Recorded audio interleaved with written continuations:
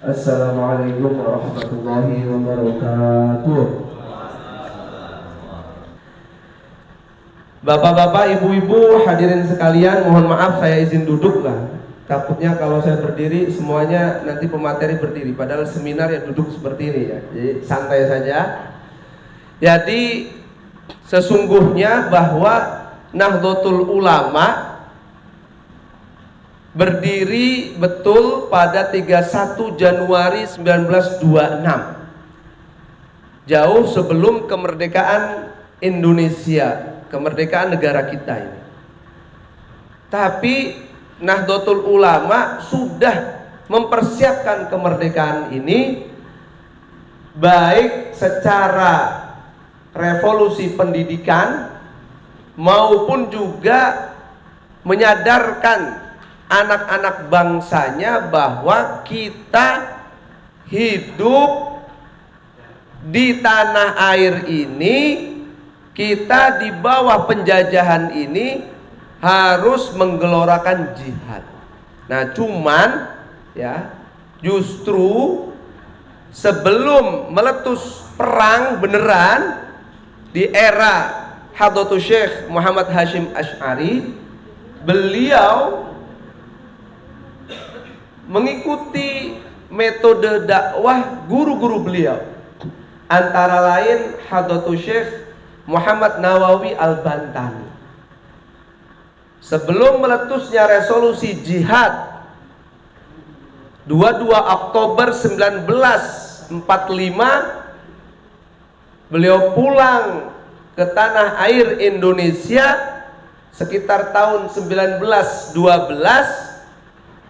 Yang beliau lakukan adalah reformasi pendidikan.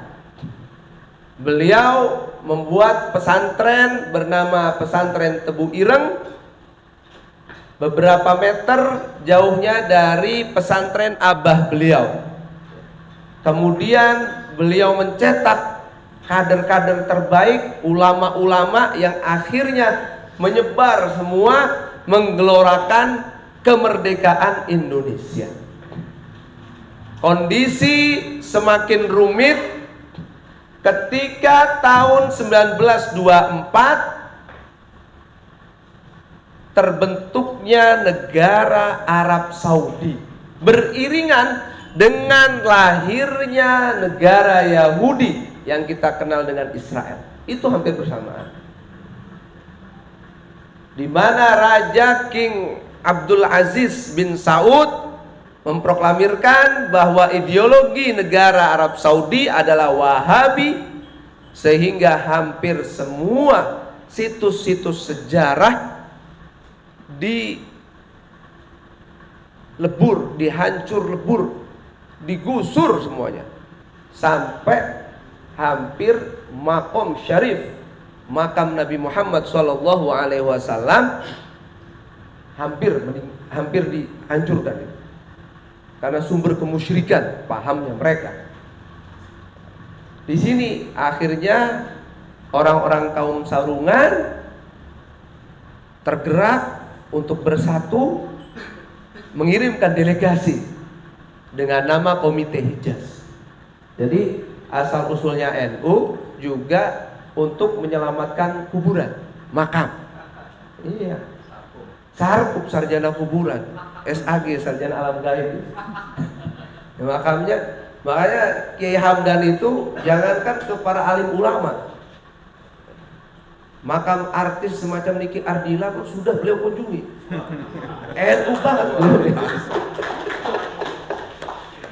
Jadi NU itu juga ya tidak hanya bersilaturahim kepada para alim ulama yang masih hidup, ya, tapi mesti harus rajin, ya, ngalap berkah, berkomunikasi, berimajiner bersama para tokoh-tokoh alim ulama kita yang sudah meninggal, dan juga orang tua kita tentunya. Ini ciri khas Nahdlatul Ulama, bahwa mereka jasadnya meninggal, tapi sejatinya ruh-ruh mereka terus membimbing kita.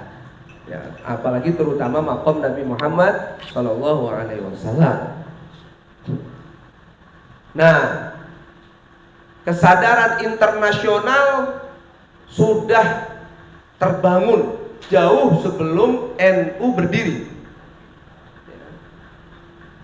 Setelah NU terbentuk, dibuatlah komitmen-komitmen, ada komitmen keagamaan, ada komitmen kebangsaan, ada komitmen kemasyarakatan. Setiap muktamar tahun saat Hadratus Syekh hidup, ya masih hidup, muktamar itu setiap tahun sekali. Setiap tahun sekali. Baru kemudian 5 tahun sekali. Nah, tepat pada 19 Juli 1936 Nahdlatul Ulama mengadakan muktamar di Banjarmasin. Ada pertanyaan dari muktamirin, sebenarnya tanah air kita Hindia Belanda ini statusnya apa? Negara Islamkah atau negara kafir karena dipimpin oleh Belanda, sang penjajah itu. Nah, di situ akhirnya berbahsul masail. Nah, ini pentingnya kita juga nanti harus bisa nih. Ya, di Kabupaten Serang bahsul masailnya harus hidup. Ini PR kami ini.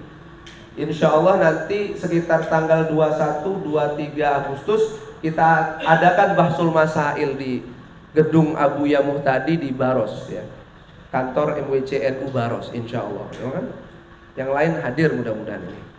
Nah, akhirnya mengutip kitab kuning karya Al-Habib Abdurrahman Al-Mashhur, di situ diterangkan bahwa negara atau wilayah yang pernah dikuasai umat Islam dari ancaman orang-orang kafir secara otomatis sudah menjadi Darul Islam. Redaksi yang lain Darussalam. Tetap berlaku hukum-hukum Islam, walaupun setelahnya dikuasai oleh kaum non-muslim. Jadi far'un kullu mahallin qadara muslimuhu al-imtina'a minal harbiyin minal kuffar fihi yasiru darussalam tajri fihi ahkamul Islam wa in istaula al-kufaru min ba'dih. Nah, begitu kurang lebih teksnya. Jadi orang NU ya harus tahu kitab kuning. Nah, ini juga ciri khas NU lagi. Orang NU ya harus berpesantren.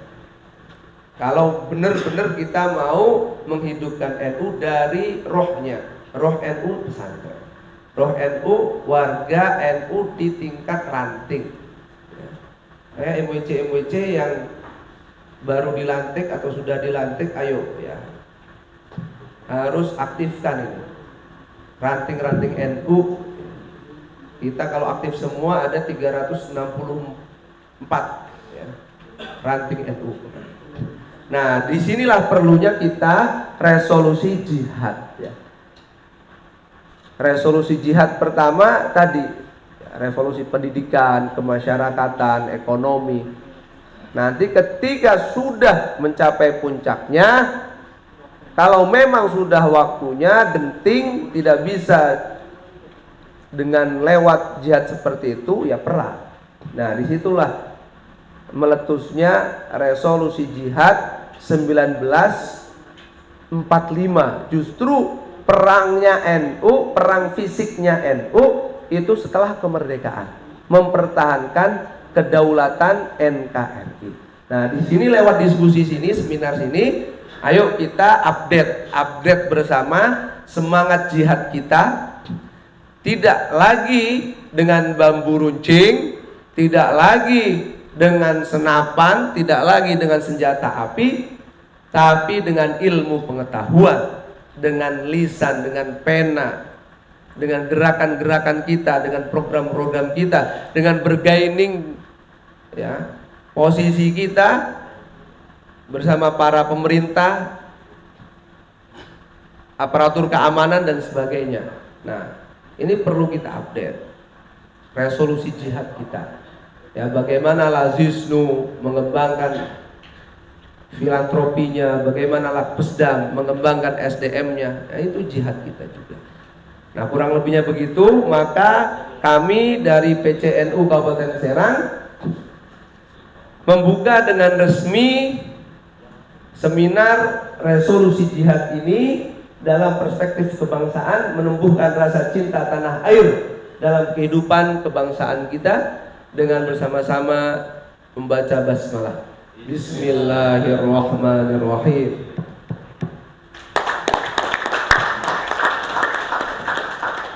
Kami ucapkan terima kasih kepada panitia dan lembaga Lakpesdam. Berikutnya adalah nanti kaderisasi, ya. Insya Allah kita sudah hubungi, langsung kita temui Ketua Umum Lakpesdam PBNU, yaitu Profesor Kiai Haji Ulil Absar Abdallah, dan beliau sangat menantikan surat cinta kita kepada beliau ini. Insya Allah minta doanya Abah dan restunya. Selamat menyimak, selamat berseminar. Semoga banyak yang bertanya, ya, sehingga seminar ini makin hidup. Terima kasih. Wallahul muwaffiq ila aqwamit thoriq. Assalamualaikum warahmatullahi wabarakatuh.